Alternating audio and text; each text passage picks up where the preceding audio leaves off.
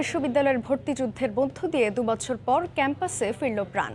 করোনার দীর্ঘ বিরতির পর ক ইউনিটের পরীক্ষার মধ্য দিয়ে অপেক্ষার অবসান হলো 2020 সালের এইচএসসি উত্তীর্ণ শিক্ষার্থীদের। এবারই প্রথম বিভাগীয় 7টি পাবলিক বিশ্ববিদ্যালয়ে বসে পরীক্ষায় অংশ নিতে পারছেন ঢাকা বিশ্ববিদ্যালয়ে ভর্তিচ্ছুরা। করোনার দীর্ঘ বিরতির পর শিক্ষাজীবন আরও এগিয়ে নিতে ক্যাম্পাসে ভর্তিচ্ছুরা। প্রতি বছর অক্টোবরে ঢাকা বিশ্ববিদ্যালয়ের ভর্তি পরীক্ষা অনুষ্ঠিত হলেও কয়েক দফা পিছিয়ে যায় 2020-21 শিক্ষাবর্ষের পরীক্ষা। অবশেষে বছর পার করে আসলো স্বপ্ন পূরণের সুযোগ। নির্দিষ্ট সময়ের 1 ঘন্টা আগেই লাইন ধরে কেন্দ্রে প্রবেশ করেন শিক্ষার্থীরা। নানা অনিশ্চয়তা কাটিয়ে পরীক্ষায় বসতে পেরে উচ্ছ্বসিত ভর্তিচ্ছুরা। আমাদের অনেকটা বছর চলে গেছে, তো আমরা টেনশনে ছিলাম আসলে পরীক্ষা হবে কি হবে না। এখন হচ্ছে তার মানে খুবই ভালো একটা ব্যাপার যে আসলে আমরা এখন কোথাও ভর্তি হতে পারবো। অবশ্যই একটা আনন্দ কাজ করছে যে পরীক্ষা দিতে পারছি, সবার মধ্যে একটা মানে উৎসাহ কাজ করছে। মানে আমরা অনেক এক্সাইটেড, এখন বাকিটা দেখা যাক কি হয়। স্বাস্থ্যবিধি মানাতে চেষ্টা ছিল সংশ্লিষ্ট প্রশাসনের। যাদের মাস্ক ছিল না, বিশ্ববিদ্যালয়ের পক্ষ থেকে তাদের দেয়া হয় মাস্ক। পরীক্ষা কেন্দ্রে মোবাইল ফোন সহ যে কোনো ধরনের ডিজিটাল ডিভাইস নিয়ে ঢুকতে দেয়া হয়নি। কেন্দ্রে দূরত্ব রেখে বসানো হয় পরীক্ষার্থীদের। পরীক্ষার হল পরিদর্শন করে বিশ্ববিদ্যালয় প্রশাসন। গুজবে কান না দিয়ে অসাধু চক্রের ব্যাপারে সচেতন থাকার আহ্বান ছিল তাদের। পরীক্ষা এই ধরনের অসাধু উপায় অবলম্বন করে ঢাকা বিশ্ববিদ্যালয়ে ভর্তি হওয়ার কেউ প্রয়াস নিলে যে কোনো পর্যায়ে যদি চিহ্নিত হয়, শনাক্ত হয়, তাহলে হোতা সহ সংশ্লিষ্ট শিক্ষার্থী তাদের বিরুদ্ধে কিন্তু আমরা কঠিন ব্যবস্থা নেই। পরীক্ষা শেষে হল থেকে বেরিয়ে শিক্ষার্থীদের ছিল মিশ্র প্রতিক্রিয়া। পরীক্ষা আলহামদুলিল্লাহ ভালো হয়েছে। কোশ্চেন ইজি ছিল, বায়োলজি কোশ্চেনটা খুবই ইজি। প্রশ্ন হ্যাঁ মোটামুটি মানে মিডিয়াম ছিল বলতে পারবো, খুব বেশি কঠিনও না আবার হার্ডও না। আমার প্রিপারেশন যেরকম ছিল সেই হিসেবে আমার বেস্টটাই দিয়েছি। প্রশ্ন মোটামুটি হার্ড হয়েছে, এবার রিটেনও যোগ হয়েছে, তো মার্কস বেশি পাওয়া যেতে পারে। এবার পারফরমেন্স যেরকম প্রিপারেশন ছিল সেরকমই ছিল, so I am expecting a good result ইনশাআল্লাহ। 23 অক্টোবর ঘ ইউনিটের পরীক্ষার মধ্য দিয়ে শেষ হবে 2020-21 শিক্ষাবর্ষের ভর্তি পরীক্ষা। ঢাকা বিশ্ববিদ্যালয়ের ক ইউনিটে 1,17,957 জন পরীক্ষার্থীর মধ্যে 1,815 জন শিক্ষার্থী স্বপ্নের বিশ্ববিদ্যালয়ের পরিচয়ে পরিচিত হওয়ার সুযোগ পাবেন। দীর্ঘদিনের অচলায়তন ভেঙে নবীনদের পদচারণায় আবারও ছন্দ ফিরে পাবে ঢাকা বিশ্ববিদ্যালয়, এমনটি প্রত্যাশা সংশ্লিষ্ট সকলের। শাকির আহমেদ, সময় সংবাদ, ঢাকা। করোনার কারণে ঢাকা বিশ্ববিদ্যালয়ের স্নাতক প্রথম বর্ষের ভর্তি পরীক্ষা প্রথমবারের মতো বিভাগীয় পর্যায়ে অনুষ্ঠিত হলো। বাড়ির কাছে পরীক্ষা দিতে পারায় খুশি শিক্ষার্থী এবং অভিভাবকরাও। 2 বছর পর চট্টগ্রাম বিশ্ববিদ্যালয়ে শিক্ষার্থীদের নিয়ে আসলো শাটল ট্রেন। তবে এই ট্রেনে আসলেন ঢাকা বিশ্ববিদ্যালয়ে ভর্তিচ্ছু শিক্ষার্থীরা। আর এভাবেই শিক্ষার্থীদের পদচারণায় মুখর হয়ে ওঠে ঢাকার বাইরের ক্যাম্পাসগুলো। চট্টগ্রাম এবং এর আশপাশের জেলা উপজেলা থেকে 11,000 শিক্ষার্থী ক ইউনিটের ভর্তি পরীক্ষায় অংশ নেন। স্বাস্থ্যবিধি মেনে হলে বসানো হয় পরীক্ষার্থীদের। ভর্তিচ্ছু ছাত্রী ও নারী অভিভাবকদের বিশ্রামের জন্য বিশ্ববিদ্যালয়ের ছাত্রী হল সকাল থেকে বিকেল পর্যন্ত খোলা রাখা হয়। একটু তো ভয় কাজ করেছে, তবে আলহামদুলিল্লাহ পরীক্ষাটা ভালো হয়েছে। আমাদের জন্য তো এটা একটা অনেক বড় একটা উপহারের মতোই, কারণ পড়ালেখার থেকে অনেকদিন দূরে ছিলাম। প্রশ্নের ব্যাপারে কোনো রকমের কিছু ইনশাল্লাহ এখনো পর্যন্ত আমরা এরকম জানি না। সবাই মিলে আমরা এত পরিশ্রম করছি গত 1 সপ্তাহ ধরে। বিভাগের 8 জেলা থেকে রাজশাহী বিশ্ববিদ্যালয়ে বসে ঢাকা বিশ্ববিদ্যালয়ের ভর্তি পরীক্ষায় অংশ নেন 14,000-এর বেশি শিক্ষার্থী। বেলা 11টা থেকে 12:30 পর্যন্ত অনুষ্ঠিত হয় ক ইউনিটের ভর্তি পরীক্ষা। বাড়ির কাছে পরীক্ষা দিতে পেরে ভোগান্তি হয়নি বলে জানালেন শিক্ষার্থীরা। করোনার এই অবস্থা, তাও লাস্টলি পরীক্ষাটা হয়েছে, এই জন্য সবকিছু মিলে আলহামদুলিল্লাহ। আর স্বাস্থ্যবিধি মোটামুটি মানা হয়েছে, আর পরীক্ষার হলের মধ্যে সবকিছু ঠিকঠাক ছিল। পরীক্ষা দিতে পারলাম আলহামদুলিল্লাহ, ভালো। আমার তরফ থেকে আমি যথেষ্ট চেষ্টা করেছি। কোয়েশ্চেন মোটামুটি আয়তের মধ্যে ছিল। পরীক্ষা গ্রহণের বিষয়ে আমাদের দক্ষতা আছে, আমাদের স্বচ্ছতা আছে এবং দীর্ঘদিন ধরে আমরা এই ধরনের পরীক্ষা কন্ডাক্ট করে আসছি। তো আমরা পরীক্ষার সকল বিধি নিয়ম মেনে, বিশেষ করে যেখানে স্বচ্ছতার বিষয় থাকে, নিরাপত্তার বিষয় থাকে, আমরা সব সম্পূর্ণ করে এই পরীক্ষাগুলো করছি। আমরা ভেরি স্যাটিসফাইড। আমরা প্রশাসনের পক্ষ থেকে আমরা যত রকমের মেজার নেওয়ার কথা সব নিয়েছি। শান্তিপূর্ণ পরিবেশে ময়মনসিংহে বাংলাদেশ কৃষি বিশ্ববিদ্যালয়ে অনুষ্ঠিত হয় ভর্তি পরীক্ষা। ক ইউনিটে ৭,৮১২ জন পরীক্ষার্থী অংশগ্রহণ করেন। বিভাগীয় পর্যায়ে ভর্তি পরীক্ষার কেন্দ্র হওয়ায় দারুণ খুশি শিক্ষার্থী ও অভিভাবকরা। ঢাকা বিশ্ববিদ্যালয় ক ইউনিটে আমরা ভর্তি পরীক্ষা দিলাম, খুবই ভালো লেগেছে, কারণ বিভাগীয় পর্যায়ে পরীক্ষা নেওয়ার কারণে আমরা খুব সহজেই যাতায়াত করতে পেরেছি। আমরা যখন পরীক্ষা দিতাম তখন অনেকটা জার্নি করে ঢাকাতে গিয়ে পরীক্ষা দিতে হতো, অনেক কষ্ট হইতো, বাট এখন নিজের শহরে এটা একটু অন্যরকম। এছাড়া খুলনা, রংপুর, সিলেট ও বরিশাল বিভাগেও স্বাস্থ্যবিধি মেনে অনুষ্ঠিত হয়েছে ঢাকা বিশ্ববিদ্যালয়ের প্রথম বর্ষ ভর্তি পরীক্ষা। মনিরুজ্জামান প্রান্ত, সময় সংবাদ। আগামী বছরই চালু হবে পদ্মা সেতু, মেট্রো রেল ও কর্ণফুলী টানেল সহ সব মেগা প্রকল্প। এসব প্রকল্প চালু হলে বদলে যাবে বাংলাদেশ, কমবে জনদুর্ভোগ ও ভোগান্তি। সকালে ইঞ্জিনিয়ার্স ইনস্টিটিউশনে প্রকৌশলীদের এক সেমিনারে কথা বলেন সড়ক পরিবহন ও সেতুমন্ত্রী ওবায়দুল কাদের। এ সময় তিনি জানান, দৌলতদিয়া পাটুরিয়ায় সেতু নয়, টানেল করার পরিকল্পনা রয়েছে সরকারের। রাজধানীর সঙ্গে দেশের দক্ষিণাঞ্চলের সরাসরি যোগাযোগ স্থাপনে দাঁড়িয়ে গেছে পদ্মা সেতু। দ্রুতগতিতে এগিয়ে যাচ্ছে প্রকল্পের কাজ এখন অনেকটাই শেষ পর্যায়ে। সেতুর সার্বিক অগ্রগতি ৮৮%। আর রাজধানীর ভেতরে যানজট কমানো ও দ্রুত সময়ে এক জায়গা থেকে অন্য জায়গায় যেতে চলছে মেট্রো রেলের কাজ। এরই মধ্যে ট্রায়াল রান দিয়েছে মেট্রো রেল। এগিয়ে যাচ্ছে চট্টগ্রামের কর্ণফুলী টানেলের কাজও। এই প্রকল্পের সার্বিক অগ্রগতিও ৬০% বেশি। বছরের পর বছর প্রকল্পের মেয়াদ বাড়ায় সমালোচিত হয় বিআরটিএ প্রকল্প। উত্তরা থেকে গাজীপুর বাস র্যাপিড ট্রানজিটের কাজের জন্য ভোগান্তি পোহাতে হচ্ছে চলাচলকারীদের। তবে আগামী বছরই ভোগান্তি কমার আশার কথা শোনালেন সড়ক পরিবহন ও সেতুমন্ত্রী ওবায়দুল কাদের। শুক্রবার রাজধানীর ইঞ্জিনিয়ার্স ইনস্টিটিউশনে এক সেমিনারে মন্ত্রী জানালেন, আগামী বছর জুনে পদ্মা সেতু চালু করবে সরকার। একই বছর চালু হবে অন্যান্য মেগা প্রকল্পগুলো। বিআরটি প্রকল্পের যে ভোগান্তি সেটাও হবে না, সেটাও নেক্সট এই ডিসেম্বরের পরে ডিসেম্বর নাগাদ আমরা উদ্বোধন করব। পদ্মা সেতু, metro rail, Karnaphuli tunnel, BRT, এই 4 কাজ যদি আগামী বছর উদ্বোধন হয়, কি চেহারা নেবে বাংলাদেশ। ওবায়দুল কাদের আরো বলেন, নদীর নাব্যতা রক্ষায় দৌলতদিয়া পাটুরিয়া রুটে সেতু না করে টানেল করার পরিকল্পনা করছে সরকার। পদ্মা সেতু একটা হয়েছে, এখন দাবি উঠেছে দৌলতদিয়া থেকে পাটুরিয়া, এখন এইটার পাশে আবার আরেকটা। এই দুইটা হলে নদীর নাব্যতা কি হবে, এটা কিন্তু আমরা পরীক্ষা নিরীক্ষা করছি। আমরা সেতু না করে আন্ডারপাস করার চিন্তা ভাবনা করছি। দৌলতদিয়া থেকে পাটুরিয়া যেটা, সেটা আমরা টানেল নির্মাণের চিন্তা ভাবনা করছি। সেমিনারে উপস্থিত প্রকৌশলীদের মন্ত্রীর পরামর্শ ছিল, এখন থেকে যে কোনো 4 লেন করলে সাথে অবশ্যই সার্ভিস লেন রাখতে হবে। ওবায়দুল্লাহ মামুন, সময় সংবাদ, ঢাকা। অস্ট্রেলিয়ায় দীর্ঘ 1.5 বছরেরও বেশি সময় পর আগামী নভেম্বরে তুলে নেওয়া হচ্ছে ভ্রমণ নিষেধাজ্ঞা, খুলে দেয়া হচ্ছে সীমান্ত। তবে আপাতত দেশটিতে প্রবেশের সুযোগ পাবেন বিভিন্ন দেশে আটকে পড়া অস্ট্রেলীয় নাগরিক এবং দেশটিতে বসবাসরত বিভিন্ন দেশের স্থায়ী বাসিন্দারা। সিডনি থেকে বিস্তারিত জানিয়েছেন SM আমিনুল রুবেল। 2020 সালে করোনা মহামারীতে বিশ্ব যখন বিপর্যস্ত, তখন অনেকটা হুট করেই মার্চ মাসে বহির্বিশ্বের সাথে সব ধরনের যোগাযোগ বন্ধ করে দেয় অস্ট্রেলিয়া। এর প্রায় 1.5 মাস পরে স্বল্প আকারে কঠিন শর্ত সাপেক্ষে আটকে পড়া মানুষের সুযোগ হয় নিজ দেশে ফেরত যাওয়ার। তবে লক্ষ লক্ষ টাকা খরচ করে মাসের পর মাস অপেক্ষা করতে হয়েছে নাগরিকদের। এতে দেশে বিদেশে আটকে পড়ে লক্ষ লক্ষ অস্ট্রেলিয়ার নাগরিক ও অন্যান্য ভিসাধারীরা। গত প্রায় 20 মাসে দেশটির করোনা পরিস্থিতির সাথে সামঞ্জস্য রেখে প্রবাসী ও শিক্ষার্থীদের দেশ থেকে বের হওয়ার অনুমতি মিললেও অস্ট্রেলিয়া প্রবেশের অনুমতি মিলেনি আন্তর্জাতিক শিক্ষার্থী ও পর্যটকদের। পর্যটন ও আন্তর্জাতিক শিক্ষার্থীরা অস্ট্রেলিয়ার অর্থনীতিতে জোরালো ভূমিকা রাখলেও নাগরিকদের নিরাপত্তার অজুহাতে এতদিন দেশটির আন্তর্জাতিক নিয়মিত বর্ডার বন্ধ ছিল। তবে শেষ রক্ষা হয়নি। গত 3 মাসে অস্ট্রেলিয়ার সিডনি ও মেলবোর্নে ছড়িয়েছে করোনার ডেল্টা সংক্রমণ, বেড়েছে মৃতের সংখ্যা। এখনও সিডনি, মেলবোর্ন ও রাজধানী ক্যানবেরা আছে লকডাউনে। সম্প্রতি ভ্যাকসিন গ্রহণের হার বৃদ্ধি পাওয়ায় ক্রিসমাসের আগেই সরকার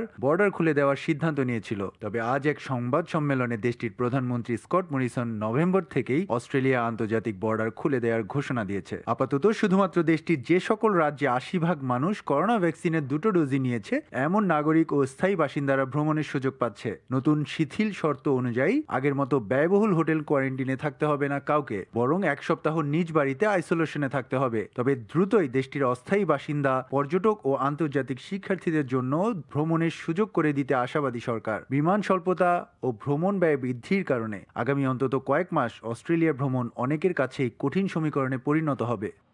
ভিসা থাকা সত্ত্বেও গত 1.5 বছরে অস্ট্রেলিয়ায় উচ্চ শিক্ষার্থে বাংলাদেশি কোনো শিক্ষার্থী আসতে পারেনি। অনেকেই দেশে থেকেই লক্ষ লক্ষ টাকা টিউশন ফি দিয়ে অনলাইনে পড়াশোনা করেছে। বিভিন্ন কঠোর নীতিমালার মার প্যাচে পড়ে অনেক শিক্ষার্থী স্থায়ীভাবে দেশে ফিরে গেছে, যে কারণে গত 1.5 বছরে অস্ট্রেলিয়া প্রবাসী বাংলাদেশিদের সংখ্যা তুলনামূলক কমে গেছে। তবে বিশেষজ্ঞদের ধারণা, ভিসা পদ্ধতি সহজ করায় আগামী বছরের শুরুতেই হাজার হাজার বাংলাদেশি শিক্ষার্থী অস্ট্রেলিয়ায় পড়তে আসার সুযোগ পাবে। অস্ট্রেলিয়ার জনসংখ্যার একটি বড় অংশ অস্ট্রেলিয়ায় জন্মগ্রহণ করেনি, তাই দেশে ফিরতে চাওয়া মানুষের সংখ্যা অস্ট্রেলিয়ায় এই মুহূর্তে লক্ষ লক্ষ। ফ্লাইট স্বল্পতার কারণে আগামী বছরের মাঝামাঝি পর্যন্ত অন্তত অস্ট্রেলিয়া থেকে পৃথিবীর যে কোনো দেশে ভ্রমণ অত্যন্ত ব্যয়বহুল হবে, এমনটাই ধারণা করছে বিশেষজ্ঞরা। এস.এম. আমিনুল রুবেল, সময় সংবাদ, অস্ট্রেলিয়া। জমকালো আয়োজনের মধ্য দিয়ে উদ্বোধন হলো দুবাই এক্সপো 2020। এতে অংশ নিচ্ছেন 3 শতাধিক প্রবাসী বাংলাদেশি ব্যবসায়ীও। শিবলি আল সাদিকের রিপোর্ট। চোখ ধাঁধানো ও জমকালো আয়োজনে উদ্বোধন হলো বহুল প্রতীক্ষিত দুবাই এক্সপো 2020। বৃহস্পতিবার দুবাইয়ের ক্রাউন প্রিন্স শেখ হামদান বিন মোহাম্মদ বিন রাশিদ আল মাকতুম 6 মাস ব্যাপী এই এক্সপোর আনুষ্ঠানিক উদ্বোধন ঘোষণা করেন। 64টি দেশের প্রায় 1000 শিল্পী এতে অংশ নেন। প্রায় 4.5 কিলোমিটার জায়গা জুড়ে এক্সপোর দৃষ্টিনন্দন প্যাভিলিয়ন মুগ্ধ করেছে সবাইকে। এই ইতিহাসের গর্বিত অংশীদার বাংলাদেশও। এক্সপো হচ্ছে সম্পূর্ণরূপে একটি কালচারাল এবং এক্সপিরিয়েন্স, প্রতিটি দেশের বিভিন্ন বিষয়, সাংস্কৃতিক বিষয়, সায়েন্টিফিক ডেভেলপমেন্ট, সামাজিক বিষয় এবং অবশ্যই কিছুটা বাণিজ্যিক বিষয় বা অর্থনৈতিক বিষয় নিয়ে কিছু প্রদর্শনীর আয়োজন করা হয়।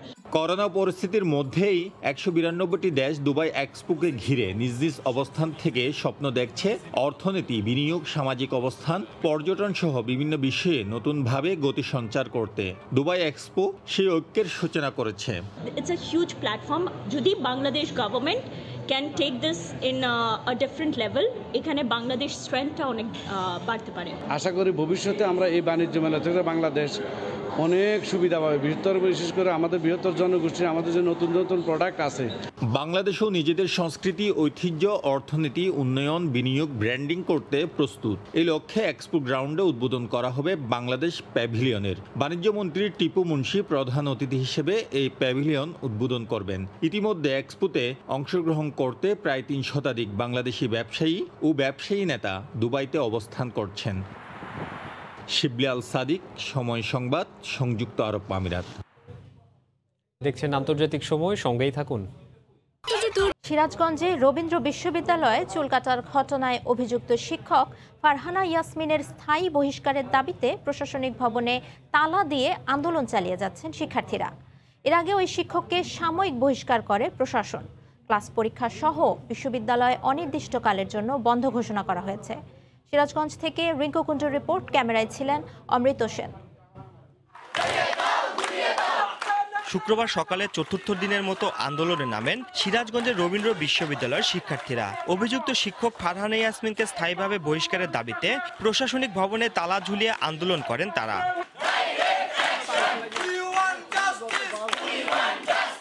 আন্দোলনের মুখে বৃহস্পতিবার রাতে ফারহানা ইয়াসমিনকে সাময়িক বরখাস্ত করা হয়। তবে স্থায়ীভাবে বহিষ্কার না করায় আন্দোলন চালিয়ে যাওয়ার সিদ্ধান্ত নেন শিক্ষার্থীরা। সাময়িক বরখাস্ত করা আমাদের দাবি ছিল না, আমাদের দাবি ছিল তাকে চূড়ান্তভাবে এই বিশ্ববিদ্যালয় থেকে বহিষ্কার করা। তো আমাদের সেই দাবি কিন্তু পূরণ হয় নাই। তদন্ত করার জন্য যা যা দরকার সবকিছু হাতে থাকার পরেও তদন্ত রিপোর্ট দিতে এত দেরি কেন আমরা জানি না। তদন্ত কমিটির প্রতিবেদন জমা দেওয়ার আগ পর্যন্ত আমাদের আন্দোলন কিছুটা শিথিল করেছি, কিন্তু আমরা আমাদের যে মূল দাবি সেটা থেকে এখন আমরা সরে আসিনি। আমরা একাডেমিক ভবন থেকে এইখানে এসে অবস্থান ধর্মঘট পালন করছি এবং তদন্ত রিপোর্ট জমা দেওয়ার আগ পর্যন্ত আমরা এইখানেই অবস্থান ধর্মঘট পালন করব। তার একদম স্থায়ী বহিষ্কার চাই এবং এটাতেই আমরা অটল থাকব। এর আগে তদন্ত কমিটির অনুসন্ধানে বেরিয়ে আসে কাঁচি হাতে ফারহানা ইয়াসমিনের দাপট। সিসি ক্যামেরার ছবিতেও দেখা যায় পরীক্ষা কেন্দ্রের সামনে হাতে কাঁচি নিয়ে ঘোরাঘুরি করছেন তিনি। শিক্ষার্থীদের অভিযোগ, গত ২৬ সেপ্টেম্বর পরীক্ষা হলে ঢোকার সময় ১৬ শিক্ষার্থীর চুল কেটে দেন তিনি। এ ঘটনার পর পরীক্ষা বর্জন করে আন্দোলন করছেন শিক্ষার্থীরা। রিঙ্কু কুণ্ডু, সময় সংবাদ, সিরাজগঞ্জ। প্রাথমিকের গণ্ডি পেরোতে পারেননি একজনও, অথচ প্রযুক্তিতে এক একজন বিরাট দক্ষ। ইউটিউব দেখে রপ্ত করেছেন হ্যাকিং বিদ্যা, তারপর ফিশিং লিংক পাঠিয়ে ফেসবুকের অ্যাকাউন্ট নিয়ন্ত্রণে চলে ব্ল্যাকমেইলিং।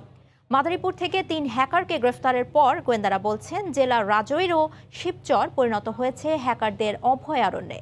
বুলবুল রেজার রিপোর্ট। মেসেঞ্জারে বান্ধবীর পাঠানো লিঙ্কে ক্লিক করতেই চাওয়া হয় পাসওয়ার্ড দিতেই অ্যাকাউন্টের নিয়ন্ত্রণ নিয়ে নেয় হ্যাকার। ব্যক্তিগত ছবি হাতিয়ে নিয়ে দাবি করা হয় টাকা। আমার হাজবেন্ডের সাথে পার্সোনাল কিছু ছবি ছিল, তো বলছে যে এই ছবিগুলো যদি আপনি আমাদের টাকা না দেন তাহলে আমরা আপনার ছবিগুলো ছেড়ে দেব।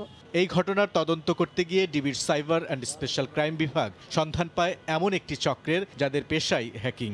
মাদারীপুরের শিবচরে অভিযান চালিয়ে গ্রেফতার করা হয় ৩ হ্যাকারকে, যারা প্রযুক্তিতে অত্যন্ত দক্ষ। যদিও তাদের পড়ালেখার দৌড় সর্বোচ্চ ৪র্থ শ্রেণী পর্যন্ত। গেল ২ বছরে তারা প্রায় ২,০০০ ফেসবুক আইডি হ্যাক করার কথা স্বীকার করেছে। 3 অথবা 4 পাস হলেও তারা তথ্য প্রযুক্তিতে তারা খুবই এক্সপার্ট, এবং কিছু ক্ষেত্রে তারা ভালো এক্সপার্টাইজকেও তাদের এক্সপার্টের যে ধরনটা এটাতে পার করে দেয়। গোয়েন্দা অনুসন্ধান বলছে মাদারীপুর জেলার শিবচর ও রাজৈর হয়ে উঠেছে হ্যাকারদের ঘাঁটি। উপজেলা দুটির অসংখ্য তরুণ যুবা জড়িয়ে পড়েছে হ্যাকিংয়ে। তরুণীদের টার্গেট করে ফেসবুকে ফিশিং লিংক পাঠায় হ্যাকাররা। লিংকে ক্লিক করে পাসওয়ার্ড দিলেই নিয়ন্ত্রণ চলে যায় তাদের কাছে। এই এলাকাগুলিতে অসংখ্য এরকম হ্যাকার যাদের হ্যাকিংয়ের শিকার হয়েছে, অসংখ্য ভিকটিম। তাদের মুখ থেকে আমরা প্রাথমিক জিজ্ঞাসাবাদে জেনেছি যে তাদের আশপাশেও এরকম অনেক হ্যাকার আছে যারা প্রতিদিন ঘুম থেকে উঠেই প্রথমেই তারা তাদের ডিভাইস নিয়ে বসে যে তাদের শিকার খোঁজার জন্য। হ্যাকারদের আইনের আওতায় আনতে স্থানীয় আইন শৃঙ্খলা বাহিনীকে তথ্য দিয়েছে গোয়েন্দা পুলিশ। বুলবুল রেজা, সময় সংবাদ, ঢাকা। ইলিশের সয়লাভ মুন্সিগঞ্জের মাওয়া আড়ত। ৪ অক্টোবর থেকে অভয় আশ্রমে মাছ শিকারে ২২ দিনের নিষেধাজ্ঞা সামনে রেখে বেড়ে গেছে চাহিদা। সরবরাহ বেশি হলেও সুযোগ বুঝে আগুন দাম হাঁকছেন বিক্রেতারা। আবু সাইদের তোলা ছবিতে বিস্তারিত নাসির উদ্দিন উজ্জ্বলের রিপোর্টে। ইলিশের সয়লাভ পদ্মাপাড়ের মাওয়া আড়ত। ভোর থেকেই শুরু হয় রূপালী ইলিশ বেচাকেনার ধুম। শুক্রবার সাপ্তাহিক ছুটির দিনে ইলিশ কিনতে ভিড় করেন দূর দূরান্তের পাইকার ও ক্রেতারা। তবে ইলিশের দাম বেশ চড়া। প্রকারভেদে কেজি প্রতি ইলিশ বিক্রি হচ্ছে ৬০০ থেকে ১৫০০ টাকা পর্যন্ত। এর কারণ হিসেবে আগামী ৪ অক্টোবর থেকে ২২ দিনের জন্য সরকারের দেয়া নিষেধাজ্ঞাকে দুষলেন ক্রেতারা। এসে দেখলাম যেটা ঢাকার থেকে এখানে অনেক বেশি দাম। তারা একটা সুযোগ নিচ্ছে যে ৪ তারিখ থেকে ইলিশ ধরা বন্ধ হয়ে যায় ২২ তারিখ পর্যন্ত। এই সুযোগের পরিপ্রেক্ষিতে তারা অনেক বেশি দাম চাচ্ছে। সিলেট থেকে আসে ভাই, এখানে রেট দেখে আমরা হতাশ, এত দাম মাছ ধরা, এই জন্য মাছের দাম অনেক হাই রেট। তবে আড়তদাররা বলছেন ইলিশের চাহিদা বেশি থাকায় দাম বেড়েছে। ইলিশ মাছ মারা বন্ধ হয়ে যেতেছে, এলে সবাই মাছ কিনতেছে। ১৮,০০০ টাকা লিটার উপরে মাছ বেচলাম, তাই মাছের কাস্টমারও আছে, তারা নিয়ে রাখতেছে। গেল ১ বছরে জেলায় ২,০৭২ মেট্রিক টনেরও বেশি ইলিশ ধরা পড়েছে, যার বড় একটি অংশ ভোরের এই হাট থেকেই বাজারজাত হয়ে থাকে। মুন্সিগঞ্জের মাওয়া থেকে নাসির উদ্দিন উজ্জ্বল, সময় সংবাদ। ছুটির দিনে দর্শনার্থীদের পদচারণায় মুখর সিলেটের লাক্কাতুরা চা বাগান এলাকা। এই মুহূর্তে সেখানে আছেন রিপোর্টার ইকরামুল কবির। সরাসরি চলে যাচ্ছি তার কাছে। ইকরামুল। ধন্যবাদ ফারিয়া। সিলেটের ছুটির দিনে এই যে একটি জায়গা লাক্কাতুরা চা বাগান, এই জায়গাটিতে সিলেটের এবং সিলেটের বাইরে থেকে যারা পর্যটকরা আসে বা দর্শনার্থীরা আসে তাদের পদচারণা একেবারে মুখরিত হয়ে থাকে। আপনি দেখতে পাচ্ছেন যে এই বিকেলটা উপভোগ করার জন্য পুরো চা বাগান এলাকায় ভরপুর হয়ে গিয়েছে বিভিন্ন শ্রেণী পেশার মানুষ, বয়সের মানুষ, নারী, শিশু এবং পুরুষেরা এই পুরো জায়গাটিতে ভরে গিয়েছে। আপনারা দেখতে পাচ্ছেন ৩টি রাস্তা আছে, ৩টি রাস্তা দিয়ে মানুষজন এখানে বাগানে প্রবেশ করছে। অন্যান্য বাগান যেগুলো আছে, চা বাগান সিলেট অঞ্চল হচ্ছে কি চা বাগান অধ্যুষিত এলাকা, রাখা 167টি বাগানের মধ্যে 138টি বাগান হচ্ছে সিলেট অঞ্চলে। এই বাগানগুলোতে দেখার জন্য বিভিন্ন জায়গা থেকে মানুষজন আসে, তবে প্রত্যেকটি বাগানে এইভাবে প্রবেশ করার ব্যাপারে নিষেধাজ্ঞা রয়েছে। কিন্তু লাক্কাতুরার চা বাগান, যেটা রাষ্ট্রায়ত্ত একটি চা বাগান, এখানে প্রবেশের ব্যাপারে কিছু সুযোগ করে দিয়েছে পর্যটকদের জন্য। এই কারণেই যে বিভিন্ন জায়গা থেকে যারা বেড়াতে আসেন সিলেট অঞ্চলে, এখন এই অক্টোবর, নভেম্বর, ডিসেম্বর এই মাসগুলো পর্যটকদের জন্য সুন্দর একটি সময়, এবং এই সময়টিতেই বিশেষ করে পর্যটকরা সিলেট অঞ্চলে ভিড় জমান সিলেটকে দেখার জন্য, সিলেটের প্রকৃতি দেখার জন্য। সকালে বিভিন্ন জায়গা, বিছনাকান্দি, জাফলং, রাতারগুল, পান্তুমাই সহ বিভিন্ন জায়গা ঘুরে এসে, সাদা পাথর ঘুরে এসে বিকেল বেলাটা এই জায়গাটিতে একটি সময় কাটিয়ে নেন নিজের পরিজনদের সাথে, আত্মীয় স্বজনের সাথে, বা নিজের একটু সেলফি সহ ছবি তুলে তারা সময় কাটিয়ে নেয়। সব কিছু মিলে এই জায়গাটিতে আসলে সবার একটু মন ভরে যাবে। যারা সিলেটের বাইরে আছেন দর্শক, তাদের জন্য বলছি, সিলেট শহর থেকে মাত্র 4 কিলোমিটার পথ পাড়ি দিলেই এই লাক্কাতুরা চা বাগানের সবুজ অরণ্য দেখা যাবে, সবুজে ভরা বাগান। তবে এই সবুজ আর অক্টোবর, নভেম্বর পর্যন্ত খুব একটা থাকবে না। নভেম্বরের পরে এই সবুজটা ধূসর হয়ে যাবে, কারণ হচ্ছে গিয়ে তখন চা বাগানগুলোতে অফ সিজন থাকে, তখন বা চা বাগানের পাতা তোলা বন্ধ থাকে। এই অক্টোবরের পর থেকেই আস্তে আস্তে চা পাতাগুলো এই সবুজ যে আছে, সবুজের সমারোহ কমে যেতে থাকবে, ধূসর হতে থাকবে। সে কারণেই এখন যে অবস্থা আছে, সেই অবস্থায় সিলেটের বাইরে যারা আছেন তারা এখানে সিলেটে এসে একবার ঘুরে যেতে পারেন। সব কিছু মিলে এই বিকেলটা একবার ঘুরে গেলে এখানে সবার মন ভরে যাবে এবং সবাই প্রশান্তি দূর হবে এবং প্রশান্তি পাবে। এবং সব কিছু ঢাকা থেকে যারা এসছে তারা প্রকৃতিকে ছুঁয়ে দেখার জন্য এই জায়গাটিতে তারা ঘুরছে। মোটামুটি এই ছিল সিলেটের লাক্কাতুরা চা বাগান এলাকা থেকে সর্বশেষ। সিলেটের লাক্কাতুরা চা বাগান এলাকা থেকে আমাদের সঙ্গে সরাসরি যুক্ত হয়েছিলেন রিপোর্টার ইকরামুল কবির। প্রকৃতি যেন তার সবটুকু সৌন্দর্য উজাড় করে দিয়েছে বান্দরবানে। দিগন্ত জুড়ে সবুজ পাহাড় আর মেঘের লুকোচুরি যেমন রয়েছে, তেমনি চারদিকে রয়েছে অসংখ্য ঝিরি, ঝর্ণা আর পাহাড়। দিন দিন পর্যটকদের আগ্রহ বাড়ছে দর্শনীয় স্থান দেবতাকুমের প্রতি। দুর্গম এলাকা হলেও দর্শনার্থীদের নিরাপত্তার জন্য রয়েছে পর্যাপ্ত ব্যবস্থা। বান্দরবান থেকে এম এ জাকির হোসাইনের তথ্য ও ছবিতে রিপোর্ট। সম্প্রতি ভ্রমণ পিপাসুদের কাছে জনপ্রিয় হয়ে উঠেছে বান্দরবানের দেবতাকুম। রোয়াংছড়ি উপজেলার কচ্ছপতলী ইউনিয়নে অবস্থিত অনিন্দ্য সুন্দর এ দেবতাকুম। ছুটির দিনে ঝিরি, ঝর্ণা, পাহাড় আর পাথুরে নদীপথ পাড়ি দিয়ে প্রতিদিন শত শত পর্যটক ছুটে যাচ্ছে দেবতাকুমের সৌন্দর্য দেখতে। খাড়া পাহাড়ের উঁচু খাত আর পাথরের দেয়ালগুলোতে আছে প্রকৃতির নিজস্ব শৈল্পিকতার ছাপ। সরাসরি সূর্যের আলো পৌঁছায় না বলে খুমের যত ভেতরে যাওয়া যায় ততই শীতল মনে হয়। পাথরের গায়ে বাহারি বনফুল, শান্ত জলে ঝর্ণার পানি পড়ার শব্দ আর নৌকাবের রোমাঞ্চকর যাত্রার দৃশ্য মন কেড়ে নেবে যে কোনো পর্যটকের। স্থানীয়দের মতে এটি প্রায় 50 ফুট গভীর ও প্রায় 600 ফুট দীর্ঘ। পাহাড়ি আঁকা বাঁকা পথ এবং ঝিরি পার হয়ে এই দেবতাকুমের মুখে এসে দাঁড়িয়েছি। যা শুনেছি তার চেয়ে অনেক বেশি সুন্দর, না দেখলে কাউকে বোঝানোর সুযোগ নেই। খুবই সুন্দর, আমার তো এসে খুবই ভালো লাগছে। দেবতাকুমের চোখ ধাঁধানো সৌন্দর্য উপভোগ করতে পর্যটকের আগমন দিন দিন বৃদ্ধি পাওয়ায় স্থানীয়দের অনেকের কর্মসংস্থানের সুযোগ সৃষ্টি হয়েছে। এরাও মজা করতেছে, আমরাও মজা করতেছি, প্লাস আমাদের ইনকামের সোর্সটাও বেড়ে গেছে। দুর্গম এলাকা হলেও পর্যটকদের নিরাপত্তার জন্য রয়েছে স্থানীয় গাইডের ব্যবস্থা। এছাড়াও রয়েছে সেনাবাহিনীর তদারকি।